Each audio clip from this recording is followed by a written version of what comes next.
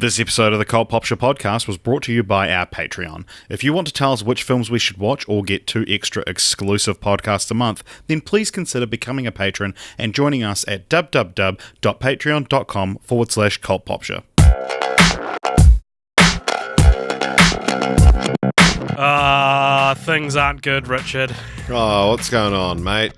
Mate, I am sick as a dog. I'll be editing out all my sniffles on my audio track this episode. Rather than mine, like you normally do. Yeah, well, I'll have to edit out both of ours. Like that one, which you wouldn't have heard. It's freezing in my house. I have this thing, I don't know if I've talked about this on pod before, but my feet get real cold, like all the time. Oh, I didn't know that. You didn't know that? No. Oh, well, so for the last, maybe 3 years, every winter, my feet have been cold maybe, 65% of the time. Wow. To have them warm is a luxury, you know? They get cold in bed now. I'll be sleeping and warm, and then they'll just go, oh, it's time to be cold. And then they'll get they're cold right now, and I've covered them in blankets, but that only helps sometimes. It's completely random and arbitrary. Have you put socks on? Yeah, I've tried everything, man. Oh. The only things that work are real annoying solutions, like having a foot bath and stuff, which is and that only works for when they're in the foot bath. Wow, I had no idea. So, I knew about that time you had gout. Yeah, no, this is different to the gout. Yeah, so my house is real cold, and then this morning, we're recording this the Sunday before the Monday that we release this episode, and this is we usually try to do it maybe a couple days earlier than this, but, schedules and shit turned into this, and we have to do it in the morning as well, which, being quite ill, I was like, all right, getting up any time before noon is going to be something I'm going to have to push for and try pretty hard to do, because I kind of just wanted to sleep all day, And then I went and had a shower, and we have no hot water, which is the fourth time this has happened. I don't know why it happens. It always seems to happen to me because no one else talks about it in my flat until I have a shower. So I was just standing in a cold shower this morning, swearing my lungs out at the world. Do you have a hot water cylinder that runs out, or is your hot water actually getting turned off? By gas. Right.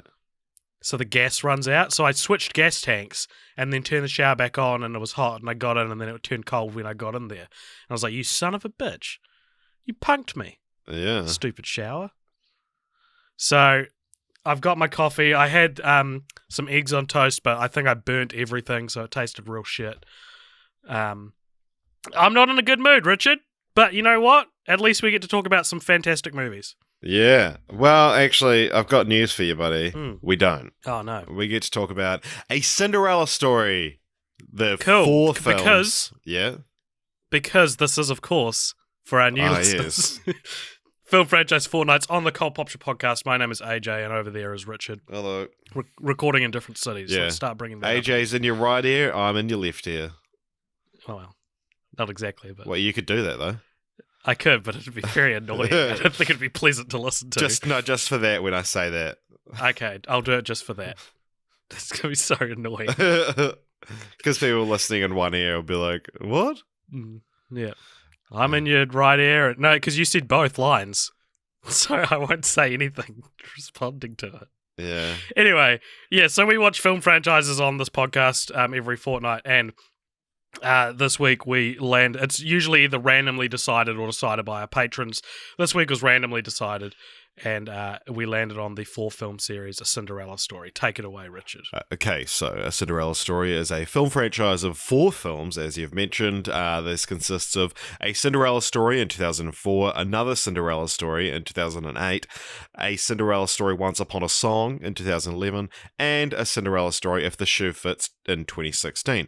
Now, these are the kind of movies where they take the story of Cinderella, the Cinderella story, if you will, and sort of mold it into modern times. So they use cell phones, for instance, and they retell a story in a way that modern audiences can comprehend. So the first one was directed by Mark Rosman, and what's that one about, AJ? It's about exactly what you said. I mean, it's got Hilary Duff in it as the Cinderella character, and Chad Michael Murray as the Prince Charming character, and Jennifer Coolidge as the evil stepmother. And these films do quite a fun thing of mainly the Cinderella and the stepmother sort of downgrade every single film a little bit. I mean, this is a hard thing to explain, but I know we both know exactly what we mean. Yeah, it's kind of like if you were to be like, oh, we can't get Hilary Duff back for the sequel. Who do we get instead? Yeah, it's Selena Gomez. Oh, then the third one. We can't get Selena Gomez back for the third film. Who do we get instead? It's like every single time those two, because they're not playing the same character, they're playing the same role. It's the same archetype. Yeah. Every single person they cast is actually like the discount version of the previous one. Yeah, but it's exponential, right? So like, by the time you get to the fourth one, the we'll get to it later, I'm sure, but the actors in that are like, you maybe heard of one of them, but only if you're like pretty into like certain niche parts of it's. We'll get into it more, I'm sure. But it is astonishing casting to get to the next movie and be like, of course, that's the discount version of The Last Actress. Yeah. So do you want to explain more what it's about? Sure. So the actual plot. Hilary Duff's character. I don't remember any of the characters' names. They're not Cinderella or anything. But she is Hilary Duff's character is Sam Montgomery. Sam. And the Prince Charming is Austin. So she had a real close relationship with her dad, and then her dad married Jennifer Coolidge, and then her dad died. And what is a scene that is pretty grim, but they kind of brush over it because it's such a light puff piece movie that it's like, yeah, my dad died in an earthquake. Anyway, life sure is hard for me now with my crazy stepmom, and it's like, that is the saddest thing I've ever heard. Like, you see the scene, you see the earthquake happens, and he's like, stay here, and runs out of the room, and whatever way he died, like, that's a horrific death, whatever way you slice it, and they're just like, yeah, he died. All right, plot. And so she now works in what was her dad's, but now her stepmother's diner. And her stepmother rules over her with an iron fist. And there's a school ball that's like a masquerade ball. And Austin, who's the hot guy, is going to be going there. But the two of them haven't talked in real life, but they have connected through an online message board, but they don't know each other are each other. And so... Yeah. It's a message board because they're going to the same college. Yeah. And so it's like, people who are going to this college, sign up here. And so, yeah, they're like r/Princeton, I'm sure. Yeah. So they know that both of them are going to the ball, and they meet up at the ball, and she knows it's Austin because it's Austin. He's the most popular boy in school, but he doesn't recognize her as Sam. But before she takes her mask off, she has to run back to the diner by midnight, because that's when her stepmom's going to check on her. And so then it's like, Austin's like, oh, I'm in love with this girl. Who is she? And he searches throughout the whole school trying to find her. A bunch of shit happens. One of the main... Because she left her phone. Yeah, instead of a glass slipper, it's her phone. One of the main conceits of this film that I found very hard to buy into was how seriously they take...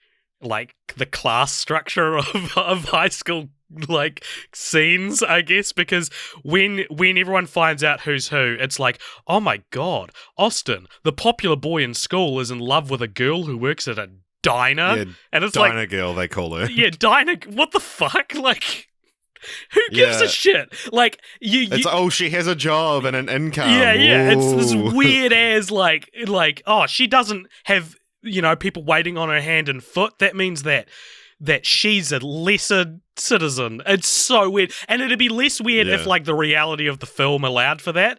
But the two main characters in particular are painted as such reasonable people that it's like, yeah, this is just who you guys wouldn't care if you found out the girl you were dating was a diner girl. Well, he doesn't really care, but she's humiliated in front of the whole school when the popular girls, Shelby Cummings, And they never make a Shelby coming round the mountain joke. Why would you call the character Shelby Cummings without intention?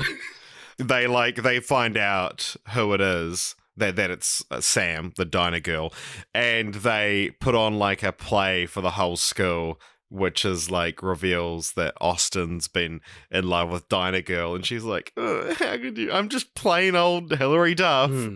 No one could ever be attracted to me. Yeah, plain old, literally the most attractive person in this film, Hilary Duff. She confronts him at his football game, and she's mad at him.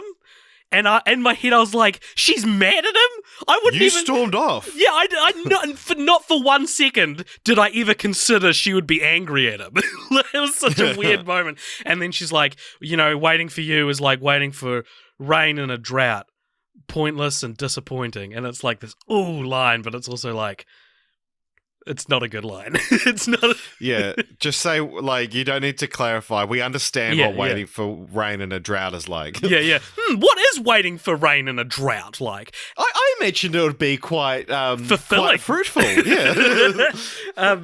And it's funny because there is like, I want to say B plot, but it's more like an F plot that their town has been in a drought.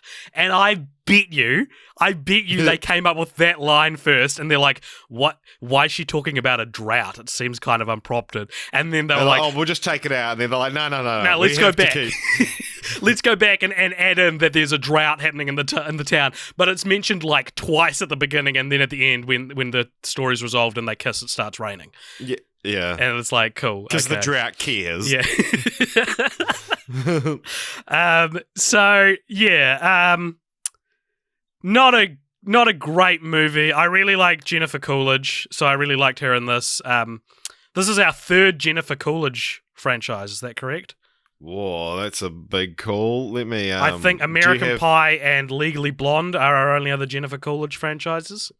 Do you want to quickly stall while I look it up? Hey everybody, it's me, Stuart the Staller, and I'm here to stall. What have you guys been doing? That's great. Oh yeah. What are you doing to find the answer to this? Are you like scrambling through each of our episodes and trying to? Yeah, I'm listening to all of our episodes at like super high speed to try and figure out if she's been in them. No, she's actually in Austin Powers as well. Is she? Yeah, she plays woman at football game. Wow. Our fourth Jennifer. She's becoming an MVP. There she is. Along with Richard Reel. And what's the guy? Clint Howard. And no, the guy who plays Booger, who looks like Richard Reel and Clint Howard. I don't remember his name. Do you want to explain this for for our newer listeners? What am I explaining?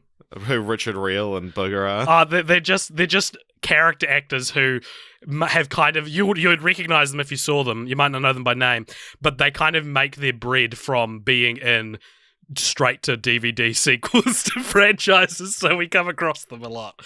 Yeah. All right. So some little. Well, actually, no. First off, what do you think this film has on Rotten Tomatoes? It'll have like a critic score of like 30 and an audience score of like 70. So it's got you're right that it does have a critics and audience score, and the audience score is higher. Mm-hmm. The audience score is 54%. Oh, that's not even the that critics much. score is 12. Yeah, I don't think this is a very good movie. I mean, like, it's not really. But, no, it's maybe not 12%, but like 12%. I was like, that's devastating. Yeah, it is a movie that is like, here's because we talked about the you messaged me earlier this week, and you were like, after you'd watched the first one, you're like, man, I'm not looking forward to the diminishing returns on this podcast. You know, like the first one and they each get worse as they go along. I don't know if I necessarily felt that to any extreme level. They set a bar with the first one, and then none of the rest of them kind of move from that bar, in my opinion. Yeah, they're actually semi-consistent. Yeah, they're semi-consistent and very easy to watch and very short as well. Yeah, yeah. But so Chad Michael Murray, the Hollywood's hunk of 2004, wasn't always playing Austin. Oh my gosh. Rupert Grint was actually originally cast, Weird. but had to pull out because of filming for Prisoner of Azkaban. Do you reckon you can make Rupert Grint a heartthrob? Because Chad Michael Murray is like designed in a factory. Yeah. Whereas Rupert Grint is like charming because of his It's like oddness. Yeah. What the byproduct of what that factory produces. Yeah. The offcut. Yeah. One thing I should say I really like about this film though is it's got quite a good soundtrack. Because one of these things that it was like the only thing I knew about this film before seeing it, and I think it's one of those weird movies that watching it I'm like maybe 60% of this I know I've definitely seen before. I think it was on TV like 4 or 5 years ago, and I saw most of it. But yeah, it had the soundtrack includes a couple of songs from like kind of obscure-ish bands that I like, and songs by them that I really like. Because during the like final football game, it plays a song called "Hear You Me" by Jimmy Eat World, which is like one of my favorite songs of all time. And also there's like a makeover montage to a song called Falling For You by Busted, who I've mentioned a few times on the podcast. And actually, I believe today, an episode of a Busted podcast that I guest starred on is being released. Not about Falling For You, though they do have an episode about Falling For You. But check that out, a podcast for everyone. I had a great time talking about it's called a podcast for everyone. You might have missed that because it's quite a casual name. It's called a podcast for everyone, and it's two British guys that host it, and it's like it's criminal that it's a shame that the subject of their podcast is so niche because they're so funny. So check that out. We'll probably share a link to it. I'll put a link in the show notes. To the episode. To my episode, we'll share it on our social media as well, just to help out our little guys across several ponds. But it's a very very funny podcast, so I recommend checking it out, even if you have no interest in Busted. You say several ponds, but there's only one pond, baby. It's just real big. It's all one pond. It's real big. So, one thing as well, a little bit of randomly placed trivia for you. This film also stars, we haven't mentioned, it stars Regina King, who you may remember won an Oscar earlier this year for her performance in If Beale Street Could Talk. For her performance in A Cinderella Story. It was a bit delayed, a bit belated, but they were like, you know what? We should have given it to you in 2004. Yeah, it's one of those, it's like when Leo won. It's like one of those makeup Oscars for their career. She plays the like real life application of the fairy godmother in this film. Yeah. So this is only the second time where we have watched a film franchise containing an actor the same year that they won an Oscar. What is the other one? Gary Oldman in Kung Fu Panda 2. Gary Oldman in Kung Fu Panda 2 is a sentence I am in love with. That's so great. So there's a couple that we missed by like a year. So like Frances McDormand won in 2018 for a 2017 film, and we covered Transformers 3 in 2017. So but she didn't actually win in 2017. So but there's a few like Leo and Critters 3 we did like a year after. Did you say Clitters? All right, I'm sorry, continue. Leo and Critters 3. Sam Rockwell, he's in 102 Dalmatians, and so there's like all these ones that we just missed. I love this podcast. I love the mythology of this show that we can say Sam Rockwell and 102 Dalmatians or Gary Oldman and Kung Fu Panda 2. Yeah. So and also this is our second Regina King, Jennifer Coolidge movie after Legally Blonde 2. Although if you're going off just films that we've mentioned on the podcast, it's the third after Down to Earth, which Chris Weitz directed, and I talked to him about for probably longer than it deserves. And he would agree with that, but the sounds of how much he wanted to talk about. Cool. Did you have anything more to say about the first Cinderella story? Not getting into spoilers for the second one just yet. Not in the immediate. Maybe I will later on, but not right now. I'll see if I can remember anything later on. Okay, well, next up we have another Cinderella story. Came out in 2008, directed by Damon. Oh God, Lindelof. Damon Santostefano. Did he direct a Bring It On film? He did. Yes. Yeah, and I was going to try and get in contact with him, but I don't know how. Yeah. So this one stars Which Bring It On did he direct? Do you remember? Again, I think. Was it again? Okay. No, he does sequels where the title is, making fun of the fact that it's another title, another sequel. That's really his bread and butter. His go-to thing. The only other example of this I can think of is the Paul Jennings book, The Gizmo, has a sequel called The Gizmo Again. Really? Yeah. I'm sure there's other examples. Yeah, we'll write them down. Send them in if you can think of another one. So anyway, this in the role of Hilary Duff's role stars Selena Gomez. In the Chad Michael Murray role, it stars Drew Seeley, who you might remember as being Troy's singing voice from High School Musical 1. So our second Drew Seeley franchise. And in the evil Wicked Stepmother role, played originally by Jennifer Coolidge, we have Jane Lynch from Glee. Now, this is a bit our theory about the downgrade theory.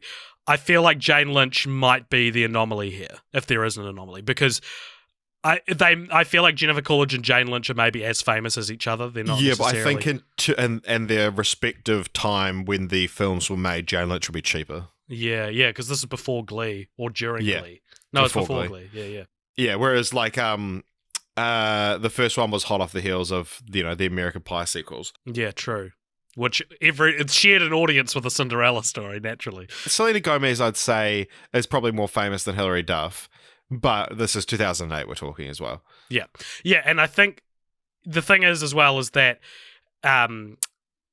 this theory of the downgrade theory is I feel like it's more prominent with the stepmothers, whereas with the Cinderellas, it's like who is big at the moment, who we can give us like when the Disney Hollywood whatever system is like, we're gonna make you famous, we've decided we're gonna manipulate media to make you famous, they chuck you a Cinderella story. Here's a Cinderella story you can star in. So what's this one about? Do you remember? It's ostensibly the same movie. The biggest difference in this one is that and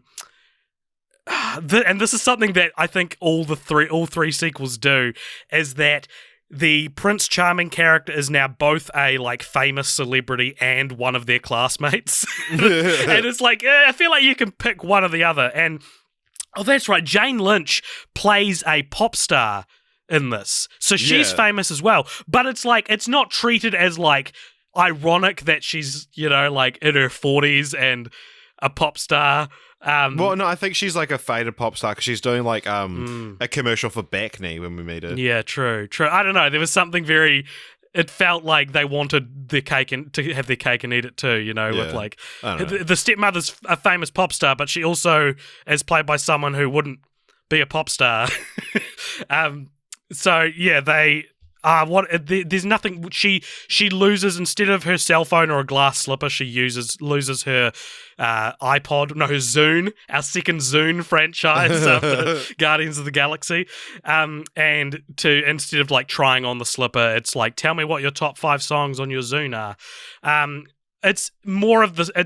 I wish I could give you more specifics, but it's honestly basically the same thing. It's just it's Selena Gomez now, and there's it's one of those things. Like we've talked about, like iconic franchise elements that are actually introduced in the second, or like aren't in the first one. Yeah. Which is Phoebe, if you're listening to this, don't steal this from Watch Mojo unless you want to credit me. So there's quite a few things that things that you associate with a franchise, but they're actually only in the second or third onwards. And this one, it's like, if this was an iconic franchise, this would be one. The fact that all the sequels are about like music, that they're all about like the Chad Michael Murray type is like a famous singer, and she's an aspiring singer, and then they do a duet at the end, like, which we've seen before with Land Before Time. Yeah, exactly. Yeah. Yeah, it's very strange. There's a really cool scene in this one. Probably the coolest scene of the franchise. This might be my least favorite movie in the franchise, but as the coolest scene where the Prince Charming is teaching a bunch of his fellow students and also fans how to dance in this dance studio, and Selena Gomez's character is behind a one-way mirror so she can see him but he can't see her, and there's the scene where they dance together but he doesn't know he's dancing with her, and it's well made. It's a cool little scene that kind of portrays the heart of the story quite well, because she feels invisible to him, and Is this the one as well where they her stepsisters humiliate her by showing the Chad Michael Murray type that she was a fan of his growing up? Yeah, and they get an actress who's supposed to be young Selena Gomez, but the age discrepancy between them is so how old was It's how like old was 11 to 16. Yeah, and they get a completely different actress for her. But she's talking about how she loves, I can't remember the character's name. She loves the Prince Charming character. Joey Parker. Joey Parker. She's like, I love you, Joey Parker. And it's like, how old was Joey Parker when she was like 11? Yeah. They don't really, like, presumably they're the same age, which means he was an 11-year-old pop star, which isn't outside of possibility, but still kind of like swept under the rug. But it's also like, yeah, whatever, I was a fan of yours, you know? Like, yeah. Like they're big humiliating acts in these films. It's just like, yeah. Oh, it's consistent. It's that the characters are humiliated by something which, if happened to me, I'd be like, I don't really care. Yeah. Oh, I work at a diner. Okay.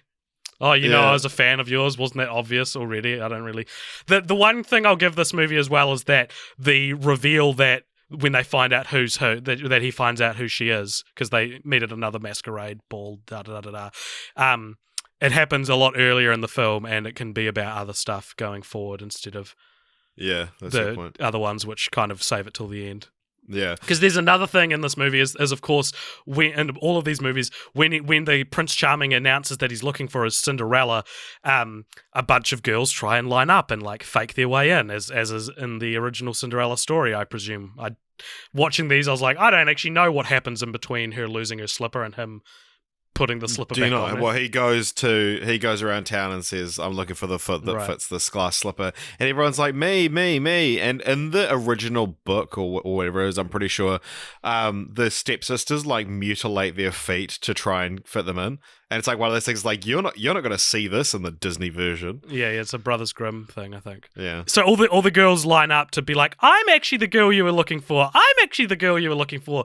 But like the disguise that the Cinderellas in every movie, the disguise that the Cinderellas have, isn't enough for you to not know basic what they look like. Like he knows Hilary Duff is blonde because she's not covering up her hair, and then these like brunettes can be like, I'm the girl you're looking for, et cetera, and at no point does it go like, well, I know this much about the what she looked like. Yeah, and I mean, it's like, it's not even clear that he thinks, oh, she was probably wearing a wig or something, Yeah. That would save it, right? Yeah. Especially in the third one, they meet at a like Arabian themed party, and she's wearing a veil where you can see her face behind it. So one annoying thing about this film is the IMDb trivia for it isn't even that funny, No. They're just like, oh yeah, this is just trivia about the film. Although if you go on Wikipedia, the cast includes Maurice the Zone. So I presume, I don't know if that's a joke from the credits or someone's just playing cheeky buggers with the Wikipedia page. We're certainly not going to rewatch the movie to see if it actually is in the credits. So I guess we'll just move right along to A Cinderella Story Once Upon a Song that came out in 2011. It was also directed by Damon. No last name. Santo Stefano. And this one, instead of Hilary Duff or Selena Gomez, it stars the next logical person, Lucy Hale from Pretty Little Liars and Truth or Dare. And the matriarch is played by Missy Pyle. Perfect. This was what Yeah. made me realize the theory. We go from Jennifer Coolidge to Jane Lynch to Missy Pyle. And I love all of these actresses. They're all fantastic. They're all so good and like how Missy Pyle's one of those actresses as well. If you don't know who she is, look up now because you recognize her from something. Yeah. And she's one of those actresses that like I see all the time. And before I like learned her name, I was like, what's the Missy Pyle role that I know her from? And I could never figure it out. Yeah, She's a lot of things though. She's in Gone Girl. She plays she plays a parody of that woman, and I don't know her. She's I can't in remember her the name. first episode of Pushing Daisy season 2.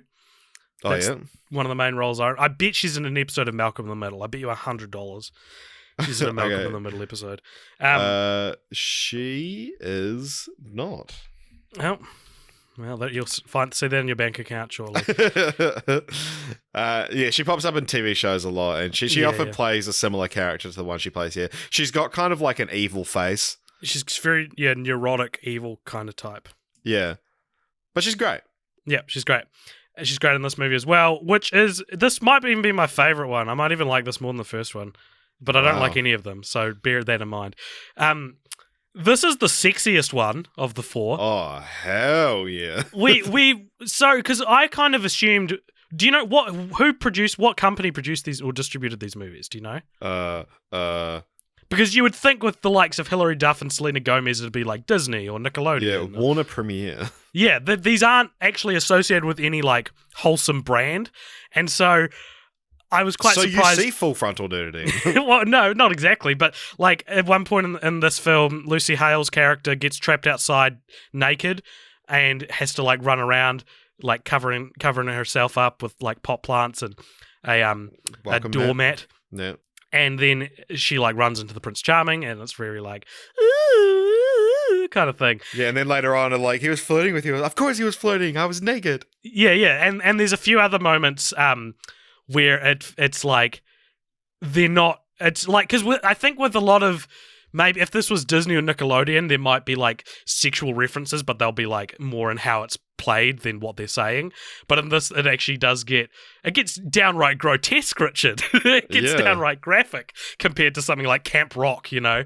Yeah. And so I don't know. I thought there was potential in this series to be a bit more grounded in realism, maybe with all of that. But no. So this one, the plot is that her stepsister is the one that Missy Pyle wants Prince Charming to get with, but she can't sing, and Prince Charming's a famous singer again, and so she gets through a series of like funny things happening. Lucy Hale proves that she can sing, and so Missy Pyle constructs it so that it's like it's actually her real daughter. Yeah, it's like the sequels use a lot of like sitcom tropes, and this has the one of like you go on the date and I'll be in your ear telling you what to say. Yeah, like, exactly. And there's another one in the last one which we'll get to, but yeah, I know what you mean about this kind of almost being a favorite, because in this one as well, I hated the stepsister the least as well.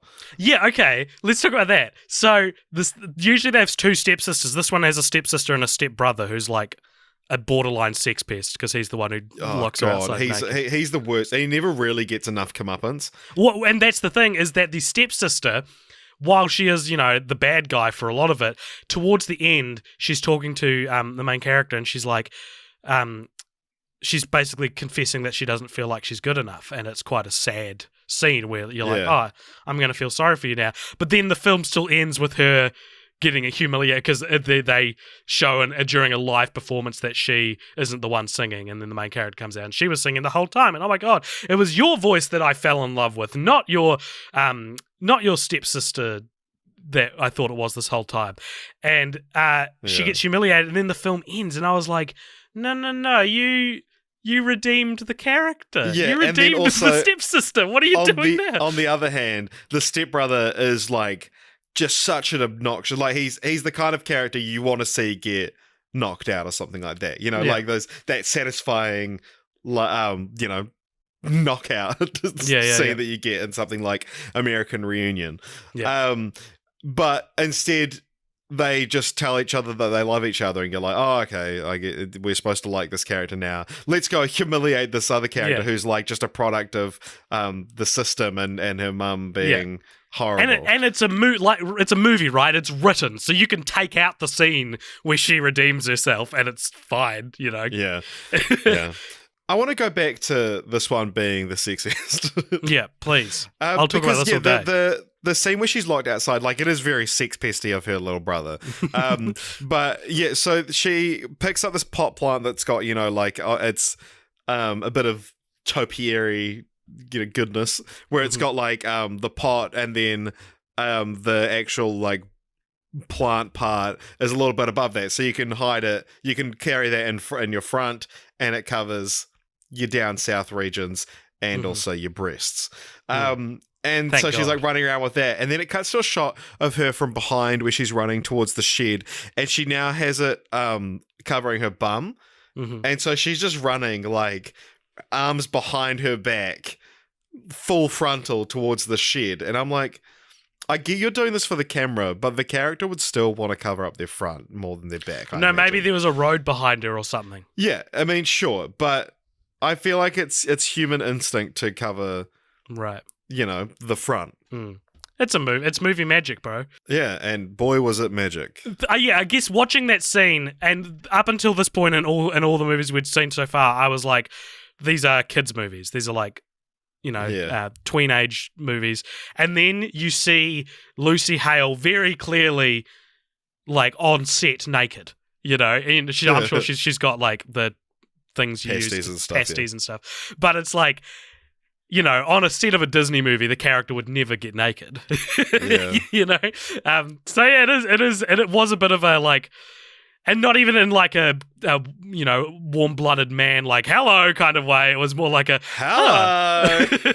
It was more like, oh, wow. I don't know. It kind of, in a weird way, it added more credibility to the film because it wasn't afraid to like, to do interesting things with its story, I guess. Yeah, because they're like, this is what the story requires. Yeah, like Lucy Hale's like, I'll only do nudity if it suits the story, and they're like, oh, we've got this real funny scene. A Cinderella story 3, I'm in. Yeah. So okay, I guess we'll just move on to the fourth one then. Hell yeah, dude. Which is, actually, sorry, before we move on, I have got a little bit of dumb IMDb trivia for you. So as you mentioned before, this is how it's worded on IMDb, which makes it dumb. Very first Cinderella movie that got a stepbrother and a stepsister instead of 2 stepsister. Very first. Got that. Got it. And also, then again, this is funny because of the way it's written.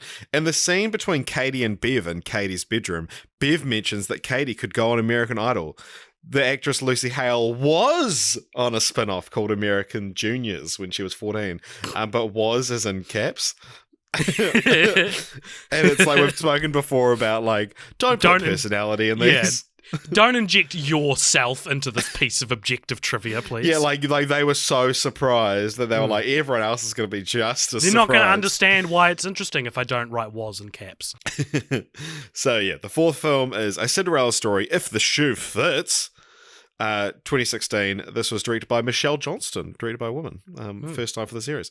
And this one stars in the main role Sophia Carson, who, if you're a fan of Disney Channel, you might recognize her from The Descendants, the like live action Disney spin-off they did of like the children of all the classic Disney villains. I didn't know that ever came out. I heard about that, but then never there's like 3 movies and a TV series. Oh wow, it's on the list. It's on the franchise list. Yeah, it's on the list. Who does she play in The Descendants? I looked at her character's name, but I didn't look to see which like character she's the child of. So if you just want to stall, again. Hey everybody, it's me again, beloved podcast character Stuart Staller, who I didn't give a voice different from my own.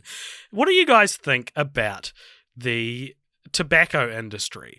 Like, for years they have made money off other people's sickness, other people's addictions. They've been exploiting those who smoke for their own gain. However, I would like to posit maybe the theory that smoking's actually real cool and real good for you, and so you should smoke. Smoking, I told my mum this once. Smoking, I said, Mum, She said to me, I would be so disappointed if any of you boys started because there's only two of us, but either of you boys smoked in your lives. She told me this when I was like 12. And I said, Mum, smoking is one of the coolest things someone can do. Okay, thank you very much. So she stars as I can't remember the character. I've already forgotten the character's name, but she's the daughter of the evil queen from Snow White. Very cool. And I knew to be someone like that. She's got the look. Yeah. She's got the evil queen look. Does she ever? And she also, interestingly, I just found out she stars in a spin-off, a sequel series to Pretty Little Liars. Where Pretty Little Liars is where Lucy Howell made her name. Prettier Little Liars? No, it's called Pretty Little Liars, The Perfectionists. But they only just started airing last year or this year. Yeah, let's support it came out like 2 months ago. It's still airing. There's a new episode coming out.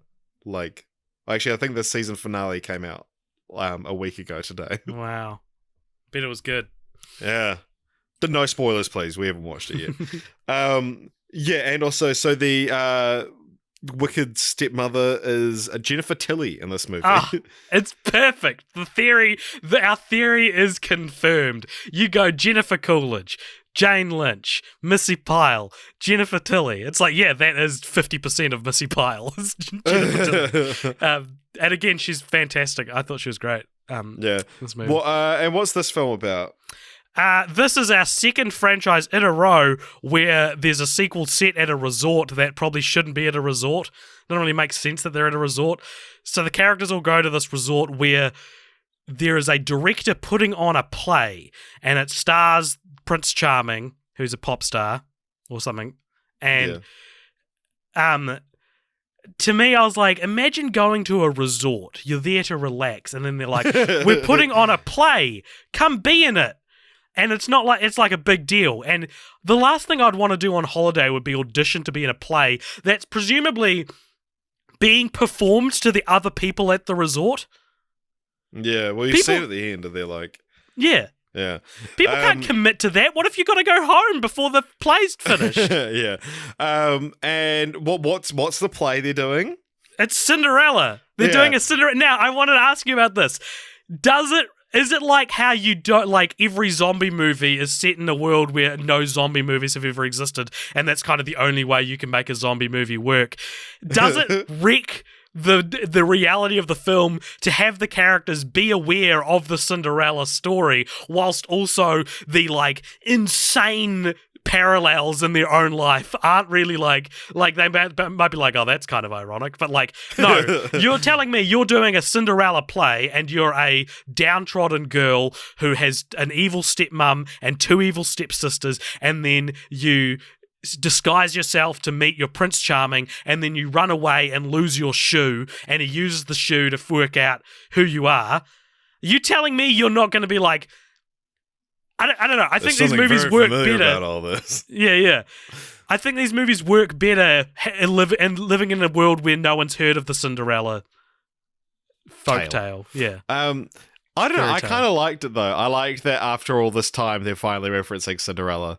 I 100% get where you're coming from. Yeah, the disguise that she has in this one is she puts on a wig and a British accent, and no one can recognize her. Contact lenses and a mole. Yep, that's true. She is inches away from Jennifer Tilly's face when she's in her disguise. She's like talking to her, and not once does Jennifer Tilly go, "You're my stepdaughter. I can tell because I know exactly what you look like." And if the audience can tell, it's like Superman Clark Kent styles. Like, he's so obviously...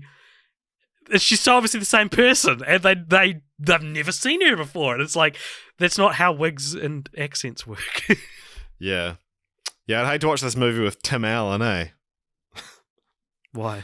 Because it's real deep cut. But I showed you that interview with Tim Allen on Conan where he's talking about how he can't watch superhero movies because he's like, I'll be watching the movie and it'll be like, the Hulk will go big, and I'll be like, why has he still got pants on? Yeah. And it's like, Tim what the Allen, stop fuck? doing jokes that people have been doing for 30 years. Yeah, and like, how do people not know it's Clark Kent? And then it's like, what are you doing, Tim Allen? What content is this, Tim? This interview's from like last year. Look it up. Look up Tim Allen on Conan superhero movies. It's like the most bafflingly out of touch person you've ever seen. And then he talks about a movie he did called Zoom Academy for Superheroes, which he's like, oh, it didn't turn out as good as we wanted, but the script is real good. And it's like, the movie's shit. It's like 3% on Rotten Tomatoes. But anyway, I digress. So this film, yeah, I actually didn't. I don't know. I didn't mind it. I didn't think it was because you messaged me during it and said this is the worst one. Yeah, I just thought it was stupid. The whole resort stuff, all the stuff I've talked about already. I was like, this is stretching the reality of this film too thin. Yeah, but it also does another sitcom trope of, oh, help! I've got to be in two places at the same once, and the same once. I've got to be in two places at the same time, two places at once, and in two different disguises, and neither of them can know I'm the other one, and then they fuck up somehow. And because when it started, I was like, okay, this is the scene where she gets found out. When she's like, oh, I've got to be here and here. But all she does is put her mole on the wrong side. And she's like, oh, it happens to everyone in my family in Yorkshire Puddingshire. Yeah, that's where she tells people that she's from. Yorkshire Puddingshire, which is near Hogwartsshire. It's very cringy scene. I don't know. Yeah, I say it's my least favourite, but if the first one is a 12% on Rotten Tomatoes, they sort of fluctuate between 13 and 11 for the sequels. yeah. What are they? You didn't tell me what the Rotten Tomatoes scores are for the sequels. None of them have any. So. Of course. That'll be why. That'll cool. be why. All right. Although I think one of them has like a audience score. I think maybe the second one has an audience score of like 80. Yeah. But it's based on like, 3 reviews or something. Yeah. Yeah, so this is also our second franchise in a row, Richard, where every film but one has opened with a dream sequence. Because the first 5 Bring It On movies opened with a dream sequence, and the second 3 movies in the Cinderella story series open with a dream sequence. The first one opens with a fantasy sequence, but it's not like the character doesn't wake up from a dream, so it's different. And I guess our third franchise where almost every movie starts with a dream, which is with Final Destination in tow. Yeah, man. Hardcore, dude. We did it. We talked about it. We did it. And even though we did 4 movies, this is one of our shortest podcasts in quite a while. No, we still got the segments. Segments, plural? Jesus. Yeah, talk about titles. Right. What? We'll talk about titles. Okay, yeah, let's talk about titles. Good thinking. So we talk about let's titles talk about titles on this podcast. I mean, we've kind of said what we needed to say with Another Cinderella story being like Bring It On again. But it does, I feel like this it reinforces my theory from the Bring It On episode that it's like another Cinderella story.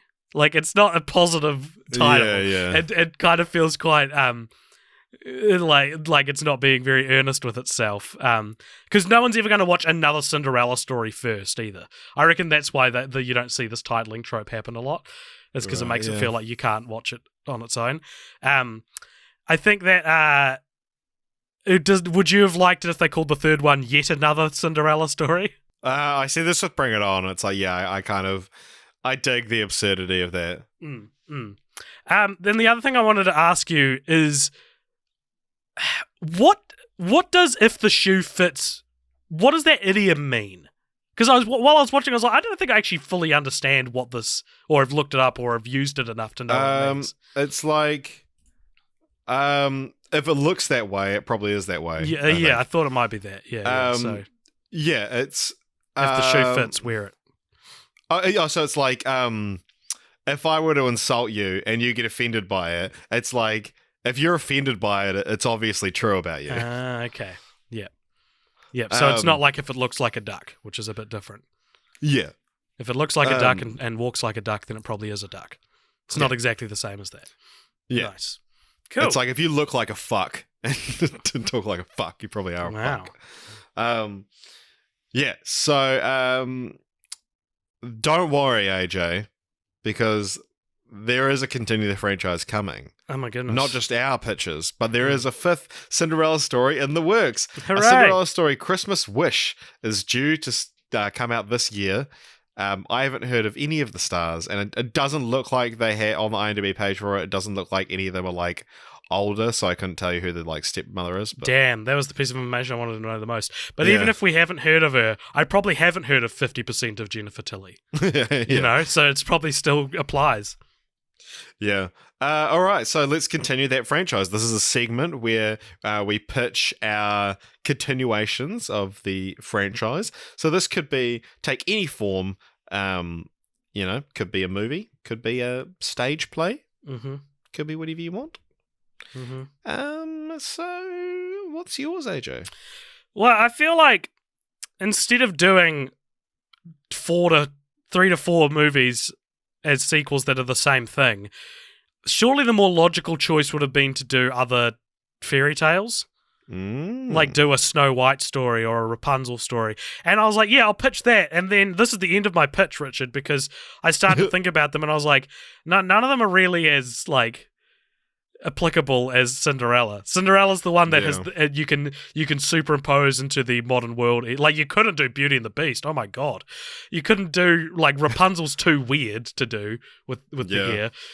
From what I know of Snow White, the character doesn't do a lot in that movie, and I don't know how you would do the Seven Dwarves storyline. Yeah. So my continue the franchise is what I thought would be a good idea, but then thought about it more and was like, that's probably not a good idea. Nice. Okay. Well, that's good for you, man. I'm glad you admitted that. So, I mean, I've got a couple I can spitball here.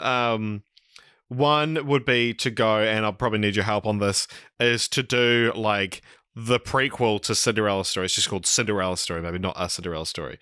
And it's instead of going half, you go double. So who's twice as famous as Jennifer Coolidge and twice as famous as Chad Michael Murray and Hilary Duff? So it'd be like I don't know, who's the most famous like girl that age at the moment? The girl the age of Hilary Duff at the time in 2004. No, or like now, because to come out now. I'm going to say like Emma Watson or Emma Stone.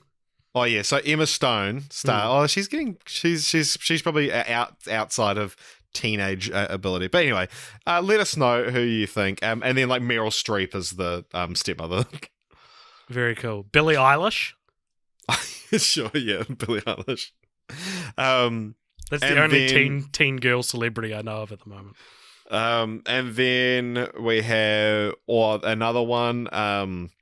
Is to do not another Cinderella story. And so it's like a parody, like, not another teen movie. Yeah. So just parodying the story of Cinderella. Jennifer Coolidge reprises her role. Yeah, she would as well. They all would. So that brings us almost to the end of our episode. However, we do have to let you know what our next franchise is. And I know what it is. AJ doesn't know what it is. He knows probably what it could be. But we're doing something very special in 2 weeks' time, aren't we, AJ? Yes. Because... No. Yes. Yeah, so for our next episode, it's going to coincide with the release of our first ever episode. It'll be 3 years to the day since we released our first episode on Lethal Weapon 3 years ago. And so we put up on our Patreon that... we put all of the franchises which we covered in our first year, put them up in a poll and said, which one would you like us to redo? Let us know, and we will redo it. And the winner is, drum roll P, please.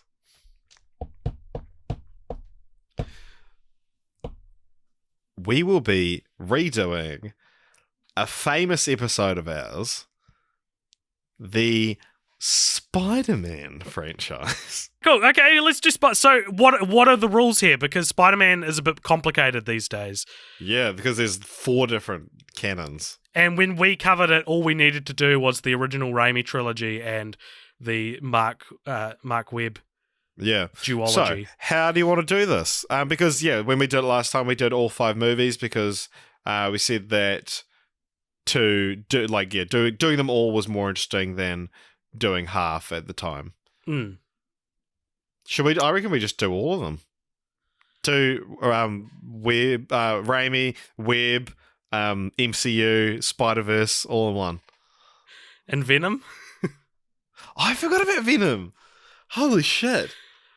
Oh my god, god, this is so complicated. So we're going to watch Spider-Man Homecoming again. Yeah, that's so funny. I've also watched Spider-Verse real recently as well. Yeah. All right, well, no, that's Tough them's shit, the, man. Yeah, them's the breaks. But yeah, so like either that or we do like we do a redo of what we first did and then just like plus 3, like, you know, plus one MCU film plus Spider-Verse plus Venom. So it's like 3 different canons of the same episode. This is the worst franchise that could have been redone. It's so I don't know if complicated. it's the worst. No, you're right. If you told me not to look it up, and I thought, because I knew Spider-Man was equal winning, and you told me not to look it up, which made me think maybe something else had won, and I was like, God, if it's actually Medea, I can't do it. Like, you know what I mean? Like, I was like, I can't. I'm sorry. And I now actually you can't wish do it we'd if it's got Medea. Yeah.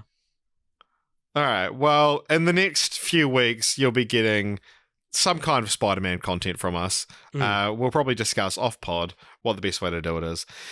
But you can feel free. Tell us what you want to see. Maybe you do only want to see the original 5 redone. Yeah, maybe again. you actually just want to see us redo that episode because it was shit.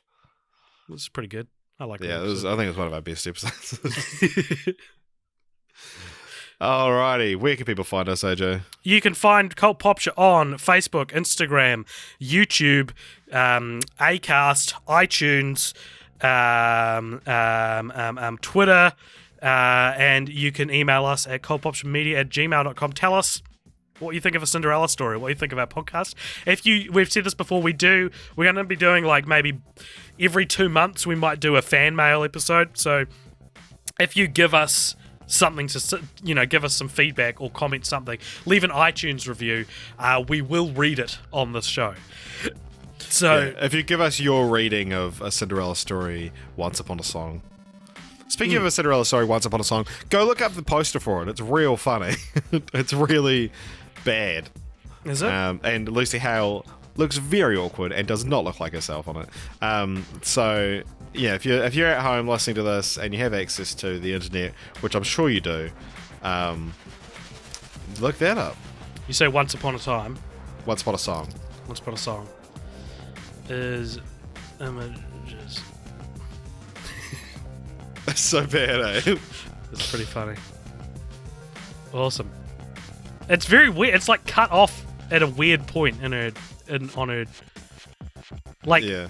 it's of her face, and the title is too far down the page. There's a lot of headroom up the top above the title, and then it like cuts off just as her neck ends. It's a very strange poster indeed. Do you know what's funny? We're looking at different posters, but they're equally terrible. Yeah, so you're talking about the other one where they're all tied up and microphone cord. Yeah. It's the same face. Yeah. And she's wearing different clothes in different versions of it. Yeah. It's so strange. We should talk about posters more on this podcast. Yeah, we're talking about a completely visual thing. Alright, anyway, the episode's over. See you guys. Thank you very much. See you later. Bye, thanks. Bye.